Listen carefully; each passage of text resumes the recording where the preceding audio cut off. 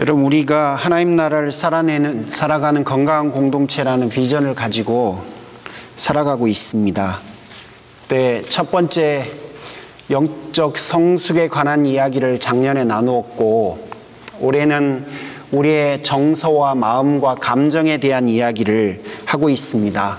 아무리 영적으로 성숙해도 정서적으로 감정적으로 건강하지 못하면 건강할 수 없다는 그런 논리에서 여러분과 함께 나누고 있습니다.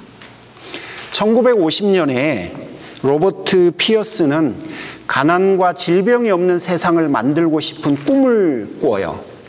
그리고 그는 우리가 잘 아는 월드 비전이라고 하는 단체를 시작합니다. 근데 이 월드 비전은 한국과 굉장히 인연이 깊습니다. 저는 개인적으로 월드 비전이 한국 단체인 줄 알았습니다. 그 이유는 1954년에 첫 사역을 한국 전쟁을 통해서 고아가 된 아이들을 돕는 것이 월드 비전의 첫 번째 공식 사역이었기 때문에 그럽니다. 그러니까 우리가 아는 포틀랜드에서 이 월드 비전이 시작되었는데요, 첫 번째 해외 지부가 한국이었던 겁니다. 자, 지금은 세계 100개국 이상에서 5,000명 이상의 사람들을 돕고 있는 세계 최대의 크리스천 구호 단체가 되었습니다. 설립자였던 그 밥은 하나님의 마음을 슬프게 하는 것들로 인하여 내 마음을 울게 하소서라고 하는 기도를 자주 했다고 해요. 그러니까 그가 가지고 있었던 꿈은 기화와 질병이 없는 세상을 만드는 거였고, 그의 기도는 하나님의 마음을 슬프게 하는 것들로 인하여 내 마음이 울게 하소서라고 하는 기도였어요. 그가 가지고 있었던 이 꿈과 기도가 정말 수많은 사람들에게 영향을 미쳤고, 주변에 있었던 사람들은 그를 굉장히 높이 평가했습니다. 여러분, 그에 대한 평가를 몇 가지 소개합니다. 영혼을 구하기 위해서 쉬지 않고 일하는 사람. 멋있지 않습니까? 밥 피어스만큼 깊은 동정심을 가진 사람은 없을 것이다. 세상의 가난한 소자들을 위해서 자기 목숨을 내놓는 참다운 사마리아인. 여러분, 정말 그에 대한 평가가 너무너무 대단합니다. 그러나 빈곤에 허덕이는 아이들은 도우면서 그는 또 다른 종류의 가난에 허덕이는 가족들은 돌보지 못했습니다. 그의 딸이 자살을 기도하기 직전에 해외 출장 중인 아빠에게 전화를 했어요. 아빠, 집으로 돌아와 주십시오. 간청을 해요. 그가 해외에 꼭 머물러야 될 이유도 없었어요. 그래서 그의 아내도 돌아가자라고 간절히 요청합니다. 그리고 그 다음날 아침에 밥이 맨 처음 일어나서 했던 게 비행기 티켓을 예약하는 거였어요. 하지만 그는 집이 아닌 베트남행 비행기표를 예약합니다. 그의 딸이 나중에 시간이 흘러서 회고하면서 기록해 놓은 글을 보니, 그녀는 아빠와 통화할 때 아빠가 돌아오지 않을 것을 이미 알고 있었다고 기록합니다. 그리고 얼마 지나지 않아서 딸은 스스로 목숨을 끊는데 성공합니다. 밥과 그의 아내는 수년 동안 말 한마디 하지 않고 살아갑니다. 그리고 밥이 64세의 나이로 세상을 떠날 때가 되어 보니, 떠날 때쯤 보니 그의 모든 가족들은 그를 떠나 있습니다. 그리고 그는 여전히 하루에 18시간씩 하나님의 일을 하고 있었습니다. 하나님을 향하여 자신을 불태우고자 했던 그의 영성, 그의 비전, 그의 기도, 어느 누구도 사실은 이 일을 제기할 수 없습니다. 그리고 그가 뿌려놓은 씨앗을 어느 누구도 부정할 수는 없습니다. 하지만 보통의 사람들에게는 너무나 당연한 것, 너무나 당연한 정서적인 부분들, 감성적인 부분들이 장애가 되어서 그의 영성마저도 사실은 빛을 잃어버립니다. 그리고 나중에 그는 월드 비전에서 모든 자리를 내려놓고 퇴직당합니다. 오늘 본문에 내 마음을 지키라, 이렇게 시작합니다. 하나님께서 우리에게 너의 마음을 지켜라 라고 하는 권면을 해요. 참 희한하죠. 그분은 우리에게 너의 영성을 지켜라, 너의 믿음을 지켜라, 뭐 이런 이야기는 너무나 당연한 것처럼 우리가 받아들일 수 있는데, 오늘 그분이 우리에게 하시는 권면은 내 마음을 지키라는 거예요. 왜냐하면 여러분, 잊지 마셔야 할 게, 우리라고 하는 한 인격체는요, 영성뿐만 아니라 지성과 감성과 또 건강과 신체와 다양한 것들로 그분이 만드셨다는 사실을 잊으시면 안 돼요. 영성이 우리를 컨트롤할 수 있고 매니지할 수 있는 부분은 한계가 있어요. 내가 아무리 믿음이 좋아도 건강해질 수는 없어요. 내가 아무리 믿음이 좋아도 날마다 마음이 행복하고 평안할 수는 없어요. 그러므로 그분이 우리에게 주신 그 각 영역에 대한 부분들을 정말로 감사함으로 건강하게 지켜야 합니다. 영성이 빛을 발하기 위해서라도 여러분 우리의 마음을 살펴야 된다는 사실을 다시 한번 기억해 주셨으면 좋겠어요. 이 시대는 결과를 굉장히 중요시 여겨요. 그래서 숨겨진 마음보다야 겉으로 드러난 결과가 훨씬 더 관심이 많아요. 그래서 우리는 마음까지 살필 겨를이 솔직히 좀 없어요. 동시에 우리는 마음을 어떻게 살펴야 되는지도 사실 잘 모릅니다. 왜냐하면 그것을 잘 많이 해본 적이 없어서 할 수가 없어요. 자, 마음을 지켜라. 왜? 마음이 생명의 근원이기 때문이다. 여러분, 이게 무슨 의미인지를 여러분 이렇게 한번 좀 소개해 보고 싶습니다. 열왕기상 11장 3절과 4절에 보면 솔로몬 왕 이야기가 나오는데, 솔로몬이 자신의 처첩에 의해서 그의 마음이 타락하자 그가 지금까지 걸어왔던 인생과 다른 인생에, 그가 걸어가고 있는 그 인생길에 문제가 생겼습니다. 그러니까 그 빙산 있잖아요. 빙산이 겉으로 드러난 부분은 10분의 1밖에 안 되고 드러나지 않은 부분이 10분의 9라고 하지 않습니까? 그 빙산같이 마음은 꼭 물 밑에 감춰져 있는 거라는 거예요. 그래서 그 물 밑에 감춰져 있는 빙산이 타이타닉이라고 하는 어마어마한 배도 침몰시키는 것처럼 마음이 우리의 삶을 무너뜨릴 수도 있기 때문이라는 겁니다.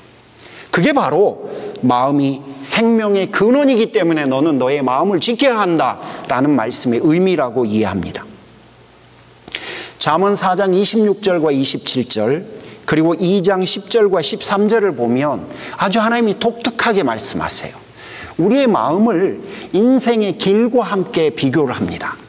그러니까 우리의 마음을 우리가 걸어가는 인생의 길로 이야기를 해요. 그런데 잠언 3장 3절부터 6절에 보면 전심으로 하나님을 의뢰하는 것이 바른 길을 걸어가는 것과 같다라고 해요. 그러니까 우리의 마음과 바른 길을 동시에 동일한 것으로 본다는 거예요. 자, 그 중에 우리가 익숙한 본문을 여러분에게 좀 읽어드리겠습니다. 너는 마음을 다하여 여호와를 신뢰하고 내 명철을 의지하지 말라. 너는 범사의 그를 인정하라. 그리하면 내 길을 지도하시리라. 마음과 길을 하나님께서 동일선상에 두셨는데, 도대체 이 잠언 4장과 2장과 3장에 나와 있는 이 마음과 길에 관한 하나님의 깊은 통찰이 뭘까? 한 문장으로 좀 이렇게 정리를 해봅니다. 너희가 바른 길을 걸으려고 하는 것만큼 그 길을 걷고자 하는 너희의 마음이 중요하다. 전 그렇게 봅니다. 여러분, 그래서 이렇게 중요한 것이 마음이라는 거예요. 그런데 여러분, 제가 여러분에게 한 가지 질문을 좀 드려봅니다. 이렇게 마음이 중요한데 여러분은 언제 여러분의 마음과 내면을 들여다보셨어요? 가장 최근에 여러분의 마음과 여러분의 내면을 들여다보신 게 언제십니까? 이만큼 우리의 인생에 중요하다고 하나님이 이야기를 하시고 그 마음을 우리에게 주셨는데, 여러분은 언제 그 여러분의 그렇도록 중요한 마음을 들여다보셨는지요?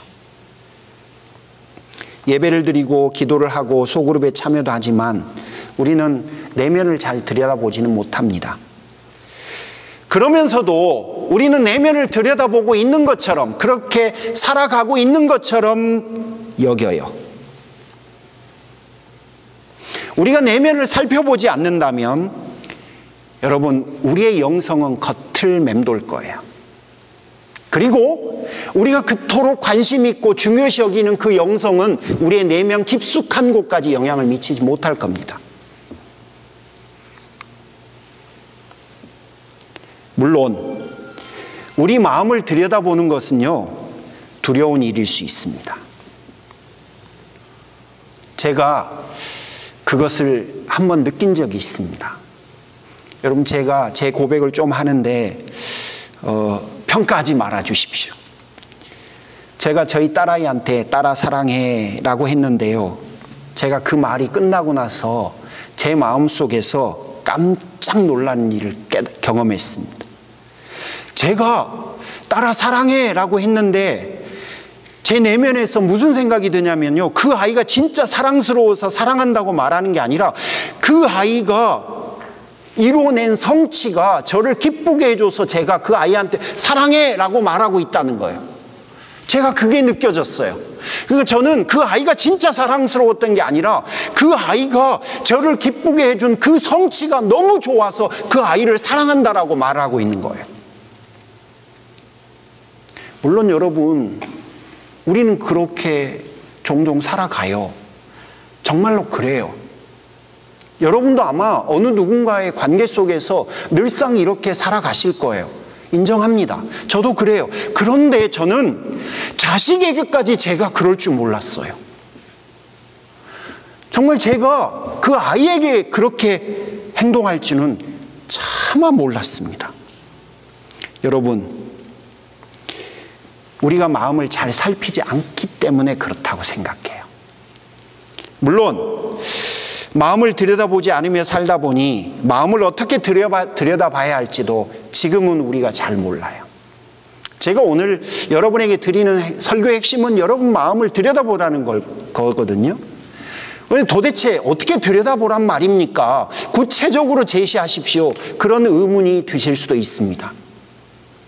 그 이유는 그만큼 우리는 겉으로 드러난 행동과 결과에 포커스를 맞추고 인생을 살아가고 있기 때문에 그렇습니다. 브레네 브라운 이야기 계속 좀 하겠습니다. 마음 가면이라고 하는 책, 지난주에 제가 소개했습니다. 그분의 설명에 의하면 나의 허물을 가리기 위해서 사람들은 다 가면을 쓴다고 이야기해요. 나의 부족과 내가 가지고 있는 단점을 사람들에게 드러내는 것, 사람들이 또 용납하지 않지만 우리 모두가 다 그것들을 가리기를 원하는 거예요.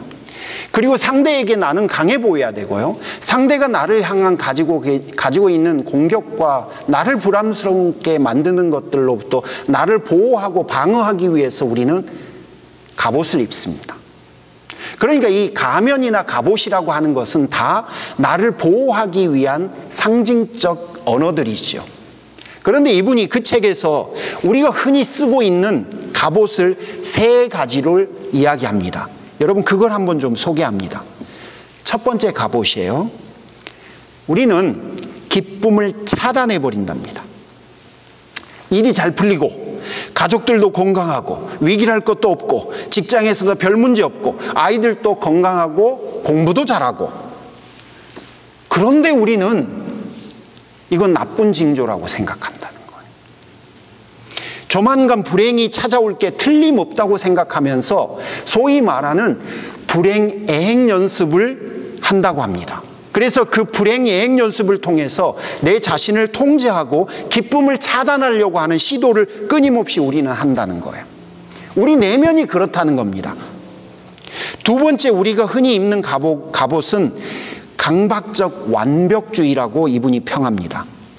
그러니까 여러분 오해하시면 안 될 것 같아서 제가 좀 설명을 하는데요, 완벽주의와 노력하는 것은 달라요. 그러니까 노력은 성취와 성장을 위한 수고지만 완벽주의는요, 자기를 방어하기 위한 수단입니다. 그러니까 둘이 같은 캐러고리를 보시면 여러분 지금 사용하는 단어를 오해하실 것 같아요. 그러니까 모든 일을 완벽하게 해내고 또 완벽한 외모를 갖춘다면 다른 사람들의 비난이나 비판이나 또 자기 스스로 다른 누군가하고 비교했을 때 내가 느끼는 수치심의 고통으로부터 나를 보호해 줄 수 있다고 생각하는 거예요. 그러다 보니까 최선을 다해서 무엇이든지 완벽하게 해내려고 애를 쓴다는 겁니다. 그리고 그 완벽주의라고 하는 보호막이 나를 지켜줄 수 있다고 믿어요. 하지만 여러분, 그 보호막은 우리를 지켜주지 못합니다. 왜냐하면 그 완벽주의 때문에 결국 나의 진짜 모습을 상실하게 되기 때문이에요. 세 번째 갑옷은 감정을 마비시키는 거예요. 여러분, 이런 용어들이 놀랍지 않습니까? 그런데 우리가 이러고 산다는 겁니다. 자신을 보호하기 위한 방법으로 미친 듯이 여러분 바쁘게 살아가는 것을 요즘에 보통 사람들이 많이 선택을 해요. 그래서 얼마나 바쁘냐가 내가 얼마나 인생을 잘 살고 있는 기준이냐가 돼버린 거예요.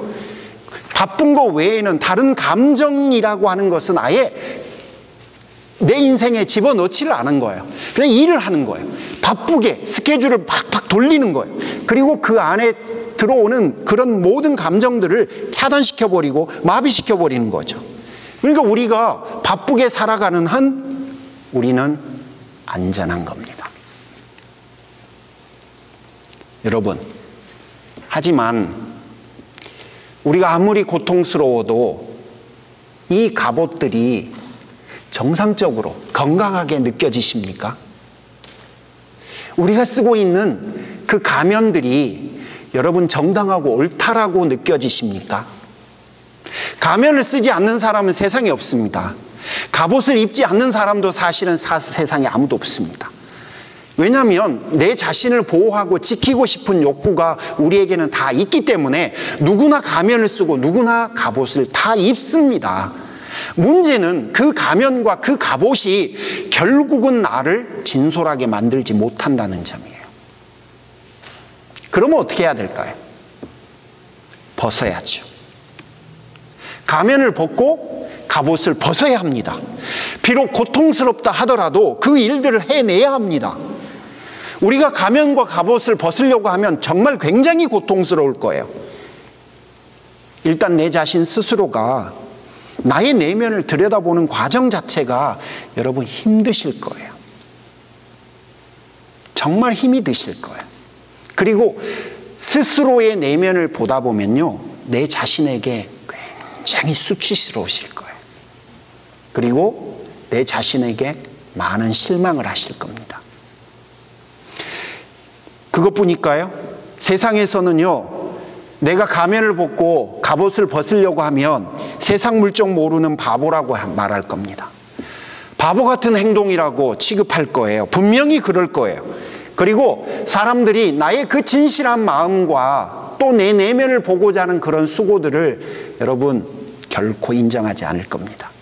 관심을 보여주지 않을 겁니다. 그러다 보면 여러분은 그분들로 인해서 상처를 받게 될 거예요. 그래서 내면을 보는 것, 가면을 벗고 여러분 갑옷을 벗으려고 하는 우리의 노력은 정말 부담스럽고 불편하고 고통스러운 과정일 거예요.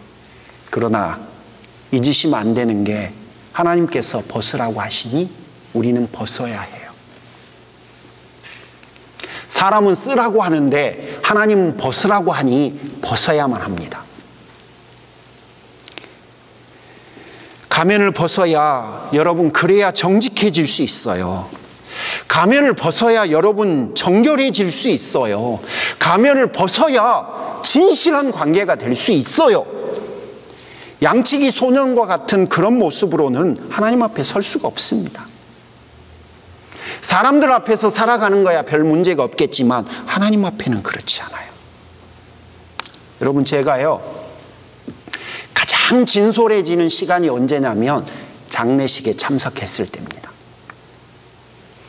지인의 장례식에 혹은 성도들의 장례식에 참석할 때가 되면 분주하게 달려오던 삶을 잠시 내려놓고 나의 인생의 마지막 모습을 진지하게 생각하게 돼요. 그러면 가식을 벗게 되는 것 같아요. 그리고 진솔하려고 애를 쓰는 것 같고요. 그때는 거짓을 담으려고 하지 않는 것 같습니다. 여러분, 가면과 갑옷이 인생을 살아가는 데는 도움이 될지 모르지만 하나님 앞에 서는 데는 도움이 되지 않습니다.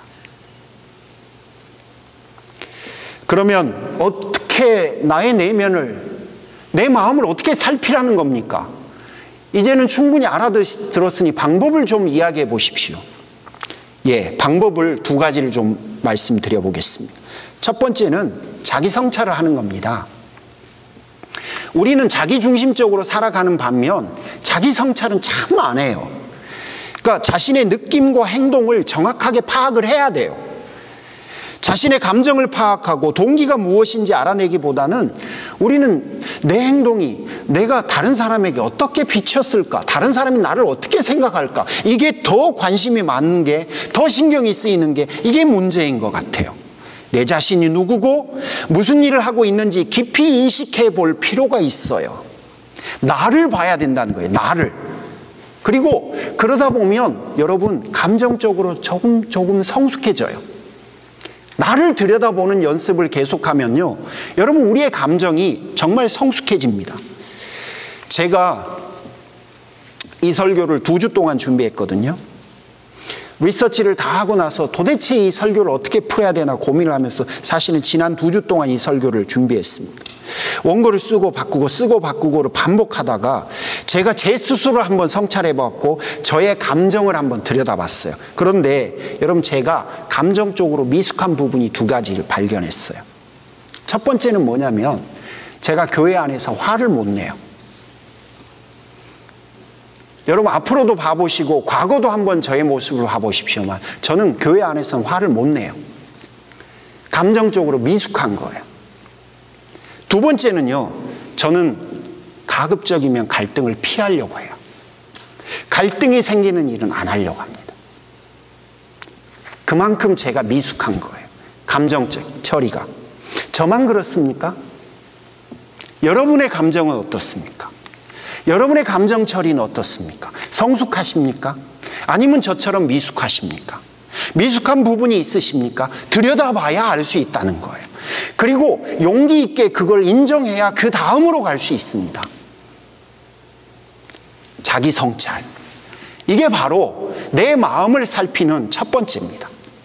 그 다음에 두 번째는요, 왜 그런 행동을 하는지 이유를 물어야 돼요. 너는 왜 그런 생각을 하니? 너는 왜 그렇게 행동한 거야? 도대체 그 행동과 그 생각에 숨겨져 있는 진짜 이유가 뭐야? 라고 하는 것을 여러분 자신에게 물어보셔야 합니다. 우리는 항상 어떻게 할지만 많이 생각해요. 내가 어떻게 할까? 어떻게 해야 좋은 결과가 나올까? 어떻게 해야 되는 거지? 라고 하는 것에 대해서는 많이 생각을 하지요. 하지만 왜 하는지는 안 물어봐요. 왜에 대해서 물어봐야 돼요. 왜냐하면 그게 이유이기 때문에요. 그게 바로 우리가 하는 선택과 행동의 이유이기 때문에 꼭 물어야 하는 거예요. 물어보십시오. 내가 왜 이 행동을 하고 있는지, 내가 왜 이러는지, 내가 왜 이런 마음이 드는지, 그 왜라고 하는 것에 대해서 여러분 진지하게 물어보셔야 합니다. 자, 이 두 가지를 여러분 한번 해보시면 여러분 마음을 살피는데 도움이 될 수 있다고 생각합니다. 하시다 보면요, 여러분 여러 가지 마음이 드실 건데 제가 두 가지만 좀 여러분에게 이 여정을 좀 진지하게 걸어보시려고 하는 분들에게 미리 말씀드릴게요. 첫 번째는 아까 말씀드렸잖아요. 내 마음을 들여다보면 여러분 수치심을 느끼실 거라고. 스스로에게. 그리고 그 수치심을 뛰어넘어서요, 때로는 내 자신에게 실망하는 마음이 드실 거예요. 그때 수치심이나 실망하는 마음이 들 때 여러분 제 이야기를 기억해 주세요.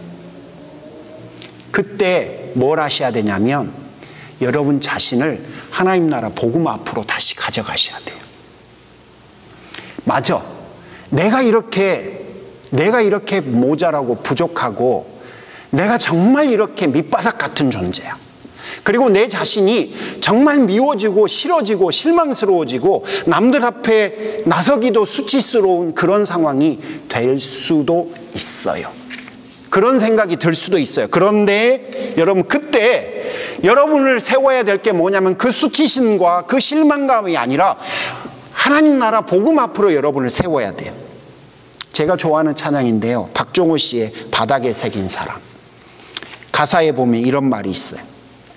사람들은 나의 죄를 보고 주는 나의 아픔을 보내. 그들은 내게 손가락질하고 주는 나를 감싸주네. 이게 복음이에요. 우리는요, 나를 사랑하사 나를 위하여 독생자를 보내주신 그 하나님의 은혜를 입은 사람들이에요.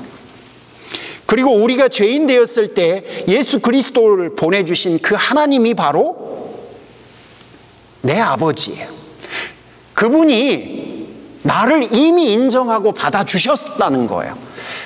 나의 그 실망스러움과 나의 그 수치심까지도 그분은 이미 다 알고 계시면서 나를 인정하고 나를 하나님의 자녀로 삼으신 거예요.